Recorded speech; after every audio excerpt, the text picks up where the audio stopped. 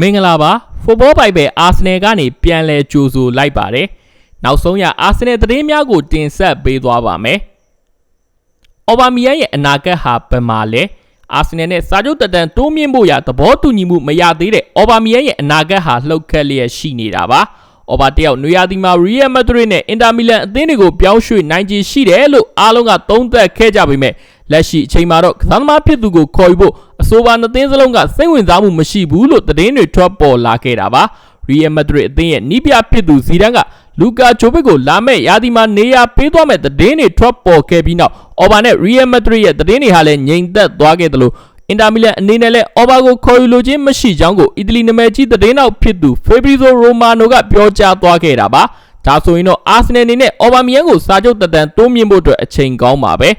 စကနာပြောခဲ့မှုတဲ့စကားလိုပါပဲအော်ဘာလိုတိုက်စစ်မှုတယောက်ကိုခေါ်ယူဖို့ဈေးကွက်မှာအာဆနယ်လိုက်လံရှာဖွေမယ်ဆိုရင်ပေါင်တန်း150လောက်ပေးရမှာပါဒါကြောင့်မလို့သူ့ကိုတပတ်လစာငွေပေါင်3သိန်းလောက်သာပစ်ပေးပြီးစာချုပ်တက်တန်တိုးမြင့်တာဟာအသင်းအတွက်ပိုလို့အကျိုးရှိမယ်လို့ကျွန်တော်ကတော့ထင်မြင်မိပါတယ်ဘာကြောင့်အာဆနယ်ကနေချယ်ဆီကိုပြောင်းရွှေ့ခဲ့လဲဆိုတာကိုဖွင့်ဟလိုက်တဲ့ Ashley Cole ကတော့အာဆနယ်အကယ်ဒမီထွက်ကစားသမားတစ်ယောက်ဖြစ်ပြီးဂန်နာရိုနဲ့အတူရွှေဖလားကြီးအပါဝင်ပရီးမီးယားလိဖလား2ကြိမ်နဲ့FA ဖလား3ကြိမ်စုခူးနိုင်ခဲ့တဲ့အထိအောင်မြင်ခဲ့တဲ့သူပါ2006ခုနှစ်အရောက်မှာတော့မြို့ကန်ပြိုင်ဘက်ချယ်ဆီအသင်းကိုပြောင်းရွှေ့သွားခဲ့တာကြောင့်အာဆနယ်ပရိသတ်တွေက Ashley Cole ကိုငွေမတ်တဲ့သစ္စာပေါက်တစ်ယောက်အဖြစ်သတ်မှတ်ခဲ့ကြပါတယ်ဒါပေမဲ့လည်းလက်ရှိအချိန်မှာတော့ကိုကသူ့အနေနဲ့အာဆနယ်ကထွက်ခွာခဲ့တာဟာငွေကြေးကြောင့်မဟုတ်ပဲအသင်းတာဝန်ရှိသူတွေရဲ့ကစားသမားကောင်းတွေခေါ်ယူပေးဖို့ပြက်ကွက်ခဲ့မှုတွေကြောင့်လို့ဖွင့်ဟသွားခဲ့တာပါဒီအကြောင်းတွေကို Ashley Cole ကအာဆနယ်စီနီယာအသင်းကြီးကိုစရောက်လာတဲ့အချိန်ကကျွန်တော်အတွက်အရာရာဟာအဆင်ပြေလွယ်ကူခဲ့ပါတယ်ဘာလို့လဲဆိုတော့အဲ့ဒီတုန်းကအသင်းမှာမာတင်ကီယွန်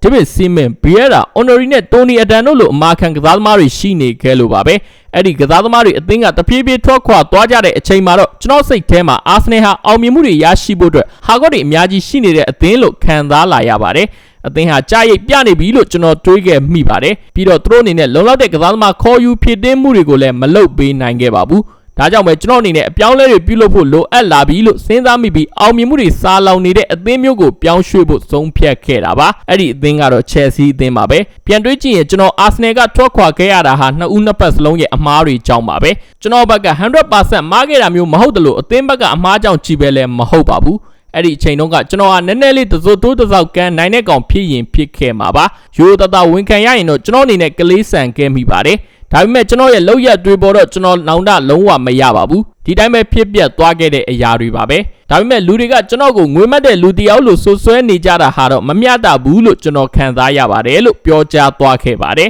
မြစ်တို့ပင်စိုးသေးကမှု Ashley Cole ရဲ့ဆုံးဖြတ်ချက်တွေဟာမှန်ကန်ခဲ့တယ်လို့ဆိုရမှာဖြစ်ပြီးချယ်ဆီအသင်းနဲ့သူအောင်မြင်မှုများစွာရရှိခဲ့က UCL ဖလားကြီးကိုတော့စုခူးပိုင်ဆိုင်သွားနိုင်ခဲ့တာပါ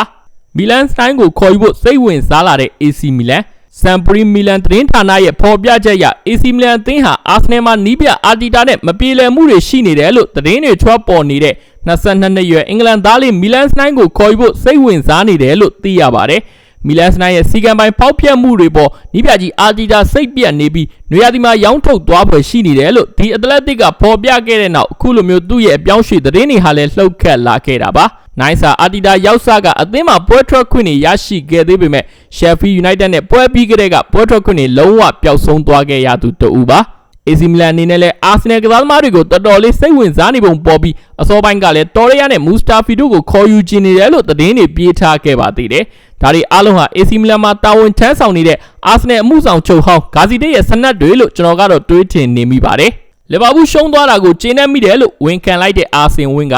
အာဆနယ်ကန်တွေနီးပြဟောင်းကြီးအာဆင်ဝင်းကတော့လီဗာပူးအသင်းအနေနဲ့ဝတ်ဖို့ကိုအရေးနေပြီးရှုံးပွဲမရှိစံချိန်ကျိုးပြက်ခဲ့ရတဲ့အတွက်ကျေနပ်မိကြောင်းပြောကြားသွားခဲ့တာပါလီဗာပူးအသင်းရဲ့ EPL ရှုံးပွဲမရှိစံချိန်ဟာ44ဝက်အရောက်မှာဝတ်ဖို့အသင်းကြောင့်ကျိုးပြက်ခဲ့ရပြီးဝင်းကနဲ့သူအာဆနယ်အသင်းတင်ရှိထားတဲ့49ပွဲဆက်ရှုံးပွဲမရှိစံချိန်ကိုလိုက်မမီနိုင်တော့တဲ့နောက်အာဆင်ဝင်းကတယောက်ကျေနပ်ဝမ်းသာခဲ့ရတာပဲဖြစ်ပါတယ်ဝင်းက BeIN Sport နဲ့အင်တာဗျူးမှာဟုတ်ပါတယ်လီဗာပူးအသင်းရှုံးသွားတာကိုမြင်တော့ကျွန်တော်ကျေနပ်မိပါတယ်ကျွန်တော်တို့အားလုံးဟာကိုတင်ထားတဲ့စံချိန်တွေကိုတည်တံ့စေခြင်းကြတာပါပဲလီဗာပူးလည်းတကယ်ကိုကောင်းခဲ့တာပါဒါပေမဲ့ကျွန်တော်တို့စံချိန်ကိုလိုက်မိနိုင်ဖို့အရန်ခက်ခဲတယ်ဆိုတာကိုလီဗာပူးကသက်သေပြလိုက်တာပါပဲအဲ့ဒီနေ့မှာပဲအာဆနယ်ပရိသတ်တွေစီကဂုဏ်ပြု message တွေအများကြီးရခဲ့ပါတယ်လို့ပြောကြားသွားခဲ့ပါတယ်ဒါအပြင်အာဆင်ဝင်းကအမ်မရစ်မီကိုအပြီးတိုင်ဆုံးခါခဲ့ပြီးဖြစ်တဲ့အတွက်ပြန်မလာကျင်တော့တဲ့အကြောင်းကို ကျွန်တော်အမ်ဘရစ်ကိုပြန်သွားပြစ်မှာလားဆိုရင်တော့ကျွန်တော်ဟာအာဆင်နယ်ကနေအပြီးတိုင်ထွက်ခွာခဲ့ပြီးဖြစ်တယ်လို့ကိုပြန်ပြောနေမိပါတယ်ဒါကကျွန်တော်ရဲ့ဆုံးဖြတ်ချက်ပါပဲလို့ပြောကြားသွားခဲ့တာပါသောမတ်ပါတီနေရာကိုအစားထိုးဖို့နာပိုလီကွင်းလယ်လူအလံကိုအီဒီကိုချိန်ရွယ်နေခဲ့ပြီလို့မန်ဒိုဒီပိုဖော်ပြ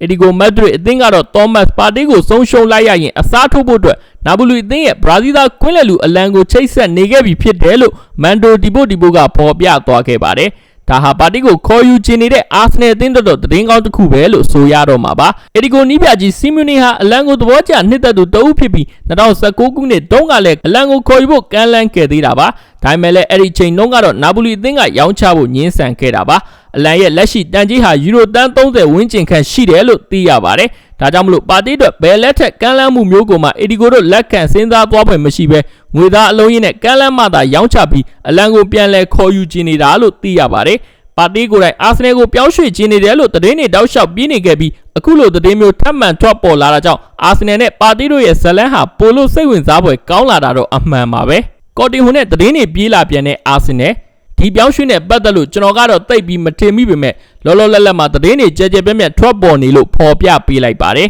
ကနာတို့အနေနဲ့ဘာစီလိုနာကနေဘိုင်ယန်မှာငှားနဲ့တွားရောက်ကစားနေတဲ့ကော်တင်ဟိုကိုခေါ်ယူဖို့ကြံရွယ်လာခဲ့တယ်လို့လီတန်စပေါ့ကဖော်ပြသွားခဲ့တာပါဘိုင်ယန်မြူးနစ်အသင်းအနေနဲ့ကော်တင်ဟိုကိုအပြီးသက်ခေါ်ယူလိုခြင်းမရှိသလိုဘာစီလိုနာမှာလည်းသူ့ရဲ့အနာဂတ်မရှိတော့တာကြောင့်လာမယ့်ရာသီမှာအဆိုပါဘရာဇီးသားကွင်းလယ်လူအနေနဲ့အသင်းပြောင်းမှုရှိနေပြီးကစားသမားကိုယ်တိုင်ကတော့အင်္ဂလန်မြေကိုပြန်ကျင်နေတာပဲဖြစ်ပါတယ်အာတီတာဟာကော်တင်ဟိုကိုသဘောကျနှစ်သက်နေပြီးကစားသမားရဲ့အေဂျင့်ဖြစ်သူယောဟတ်ချန်နဲ့အာဆင်နယ်အာကစားဒရိုက်တာအီဒူတို့ကြားကောင်းမွန်တဲ့ဆက်ဆံရေးမျိုးရှိနေတာကြောင့်ဂန်နာတို့အနေနဲ့ကော်တင်ဟိုနဲ့ပတ်သက်လို့ပုံလင်းလင်းညှိနှိုင်းဆွေးနွေးနေခဲ့ပြီလို့လည်းသိရပါတယ်ဒါပေမဲ့လည်းကစားသမားရဲ့မြေမားလာတဲ့လစာငွေနဲ့တန်ကြေးတွေကြောင့်နွေရာသီမှာငွေကြေးသုံးစွဲမှုကြီးမားလုံနိုင်ကြီးမရှိတဲ့အာဆင်နယ်ကိုရောက်ဖို့ဆိုတာဟာတော်တော်လေးကိုမှမဖြစ်နိုင်တဲ့အခြေအနေတစ်ခုပါပဲလို့ပြောကြားရင်းအားလုံးကိုနှုတ်ဆက်လိုက်ပါတယ်နောက်များမှာလည်းအာဆင်နယ်နဲ့ပတ်သက်ပြီးစိတ်ဝင်စားဖွယ်ဗီဒီယိုတွေကိုမြဲလို့တင်ဆက်ပေးသွားမှာဖြစ်လို့ကျွန်တော်ရဲ့ channel လေးကို subscribe လုပ်ပေးသွားခဲ့ကြပါဦးဗျာ